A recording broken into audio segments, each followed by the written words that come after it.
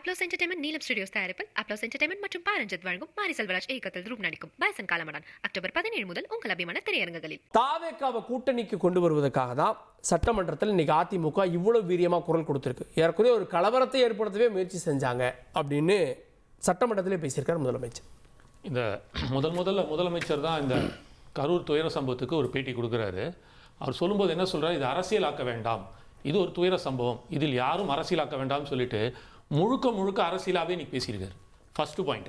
இது ரெண்டாவது, இது எப்படி நடந்துச்சுன்னா, சில நாள் முன்னே இந்த ஹைகோர்ட்டில் ஒரு பெட்டிஷன் எஸ்ஓபிக்கு போட்டு எஸ்ஐடி கொடுத்து இது இவர் பண்பு இல்லாதவர் அப்படி இப்படின்னு ஒரு லைனாக ஒரு லிஸ்ட் ஒன்று கொடுத்தாரு இல்லையா நீதியரசர். அப்போது பிரதிவாதமே கேட்காம ஒரு ஹியரிங் மாதிரி போட்டு வந்துச்சு இல்லை, அந்த மாதிரி தான் இதை நாங்கள் பார்க்குறோம். சட்டசபையில் நாங்கள் கிடையாது, தாவேக்கா இல்லை. இந்த பிரச்சனை ஃபுல்லாக தாவேக்கா பற்றின ஒரு விஷயம். நீங்கள் நியாயமாக என்ன பண்ணியிருக்கணும், அனைத்து கட்சி கூட்டத்தை கூட்டி அந்த இடத்துல உட்கார்ந்து கருத்து கேட்டிருக்கணும். ஸோ இந்த இடத்துல யார் அதுதான் சொல்ல வரேன். இங்க பிரச்சனை யாரை குற்றம் சாட்டுகிறீர்கள், இது ஒட்டுமொத்த பொறுப்பையும் விஜய் நான் ஏத்துக்கணும் தானே சொல்றாரு அவரு.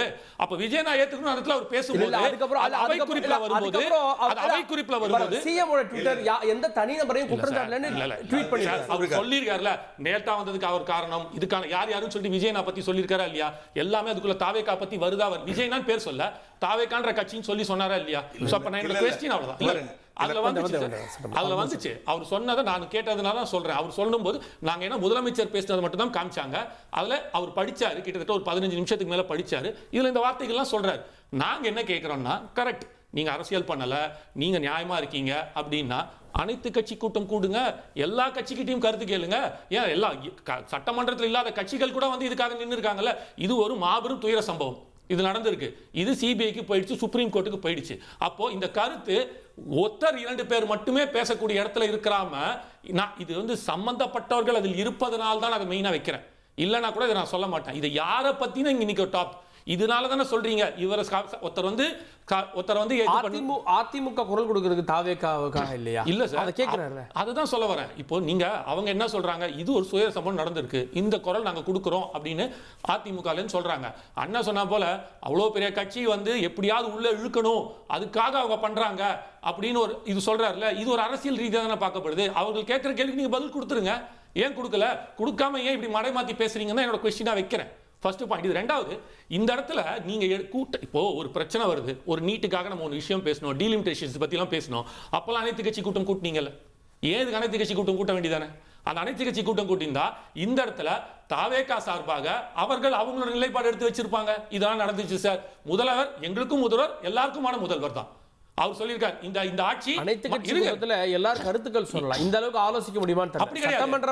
அனைத்து கட்சி கூட்டமே ஆலோசனை கூட்டம் பதில் இருக்கும். அனைத்து கட்சி கூட்டமே ஆலோசனை கூட்டம் தானே. ஒரே ஒரு குறுக்கீடு, அவர் அந்த கட்சியினுடைய தலைவர் தார்மீக பொறுப்பேற்றுக் கொள்கிறேன் என்ற கூட ஒரு வார்த்தை சொல்லாத, அப்படி சொல்லாதவர்கள்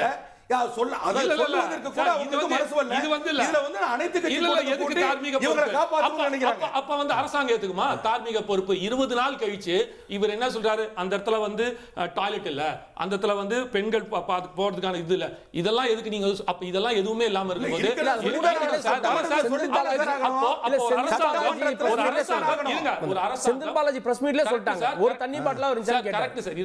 நான் என்ன கேக்குறேன்னா, அடிப்படையான சில விஷயங்கள் கவர்மெண்டாலே கூட கொடுக்க முடியல அப்படின்ற பட்சத்தில் அந்த இடத்துக்கு நீங்க பர்மிஷன் கொடுக்குறீங்க. இந்த மாதிரி இடத்துல தான் நாங்க பர்மிஷன் கொடுப்போம், இந்த இடத்துல மட்டும் தான் நீங்கள் செய்யணும், இந்த மாதிரி ரோட்ல நாங்க கொடுக்க மாட்டோம். ஏன்னா அது போகிற ரோடு, அது ஹாஸ்பிட்டலுக்கு போற ரோடு, ஆம்புலன்ஸ் போற ரோடு இங்க கிடையாது. இந்த தீர்த்திடல பண்ணுங்க, இந்த கிரவுண்ட்ல பண்ணுங்க, இந்த இடத்துல பண்ணுங்க. இப்படி பண்ணீங்கன்னா எத்தனை பேர் வந்தாலும் உங்களுக்கு பாத்ரூம் ஃபெசிலிட்டி இருக்கு, வாட்டர் ஃபெசிலிட்டி இருக்கு, பாதுகாப்பு ஃபெசிலிட்டி இருக்கு. அப்படி கரெக்ட். அப்ப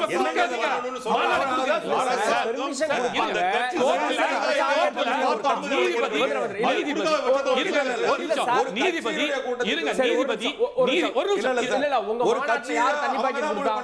உங்க மாநாட்டுல யார் தண்ணி பாட்டில் கொடுத்தா? சார் அது மாநாடு, யார் ஆம்புலன்ஸ் எக்ஸாக்ட்லி மாநாடு என்னன்னா ஒரு குறிப்பிட்ட இடத்துக்குள்ள நடக்குது, அந்த இடம் ஃபுல் கண்ட்ரோல் எடுக்கப்படுது. இது ரோடு, நாலா பக்கமும் ரோடு இருக்கு, யார் வேணாலும் எங்க இருந்து வேணாலும் வரலாம். இப்ப வீட்டெல்லாம் எடுத்து நம்ம காவல் காத்துறீங்க, அத நீங்க ஏன் சார் கொடுக்குறீங்க? நீங்க கொடுத்தீங்கன்னு தான் சொல்றேன். சார் இல்ல சிம்பிளா சொல்றேன், தாமதமாக வந்தார் சொன்னார் இல்லையா, அதுவே இப்ப நான் என்ன சொல்றேன்னா, 10 மணி முதல் 3 மணி முதல் 10 மணி வரைன்னு தெளிவாக போலீஸ் ஸ்டேஷன்ல காவல்துறையால கொடுக்கப்பட்ட பெர்மிஷன் பிரச்சனை இல்ல சார். 12 மணிக்கு ஏன் சொன்னீங்க சார்? அது முன்னாடி நாள் நடந்துச்சு. அதையும் நான் சொல்றேன். அது முன்னாடி நாள் நடந்த பர்மிஷன். அவங்க கேட்ட பர்மிஷன் 25.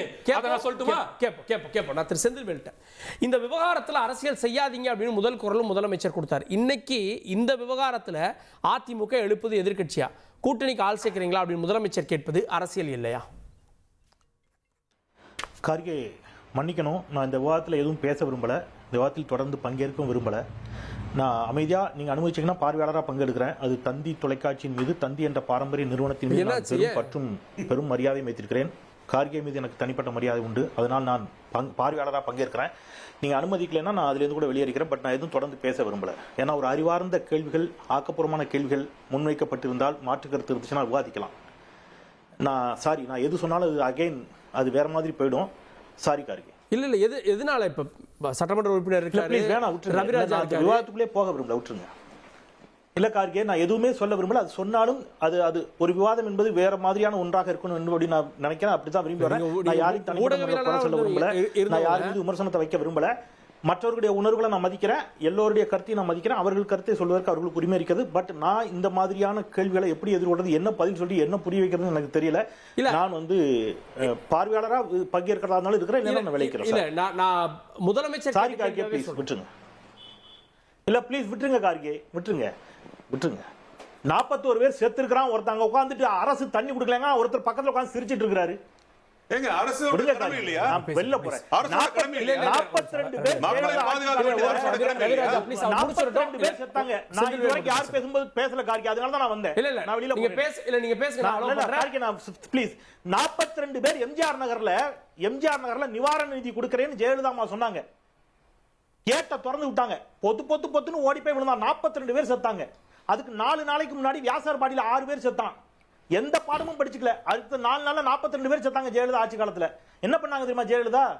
அந்த திமுக கவுன்சிலர், அந்த பகுதியை சேர்ந்தவர், எதிர்க்கட்சியின் சதின்னு சொல்லி கவுன்சிலர் மேல குண்டர் சட்டத்தை போட்டு தூக்கி உள்ள போட்டாங்க. நீங்க விடுங்க, அதான் சொல்றேன்ல, நீங்க ஆட்சியில் இருக்கும்போது நீங்க கொடுத்த நிவாரண நிதியில் தொடங்கி துப்பாக்கி சூடு வரைக்கும் எதையும் பேச தயாரா இல்ல. ஒருத்தர் உட்கார்ந்து அவர் ஆர்கனைஸ் பண்ண கூட்டத்துக்கு அரசியல் தண்ணி பாட்டில் கொடுக்கலங்கிறாரு. திமுக காரங்க ஹாஸ்பிட்டல்ல போய் தண்ணி பாட்டில் கொடுத்ததுல ஏன்டா திமுக ஸ்டிக்கர் இருக்குன்னு கேக்குறாங்க. மரக்கில ஒடிஞ்சு ஒருத்தன் கீழே விழுறான், அதுல ஒரு குழந்தை செத்து போது. இதுக்கு அரசு எப்படி பொறுப்பெடுத்துக்கணும்னு தெரியல. நீங்க ஒரு விபத்தை எங்க கொண்டு நிப்பாட்டி இருக்கிறீங்க பாரு. எல்லாரும் சேர்ந்து வாதம் பண்ணி மலினமான அரசியலை நோக்கி நகர்த்திட்டீங்க. நானும் அதில் பங்குதாரராக இருக்க விரும்பவில்லை. நான் விடைபெறுகிறேன். நன்றி கார்கே. செந்தில் நீங்க தொடர்ந்து இருக்கணும்னு நாங்க வேண்டுறோம். இது அவர் பேசும்போது சொல்லிட்டாரு, இது ஒரு விபத்துன்னு அவர் ஒத்துட்டு இருக்காரு. இதுக்கு முன்னாடி வரைக்கும் அவர் வேற மாதிரி சொல்லிட்டு இருந்தாரு. பரவாயில்ல. அப்ளோஸ் என்டர்டைன்மெண்ட் நீலம் ஸ்டுடியோஸ் தயாரிப்பில் அப்ளோஸ் என்டர்டைன்மெண்ட் மற்றும் பாரஞ்சத் வழங்கும் மாரி செல்வராஜ் இயக்கத்தில் ரூப் நடிக்கும் பாய்சன் காலமடான் அக்டோபர் 17 முதல் உங்கள் அபிமான திரையரங்குகளில்.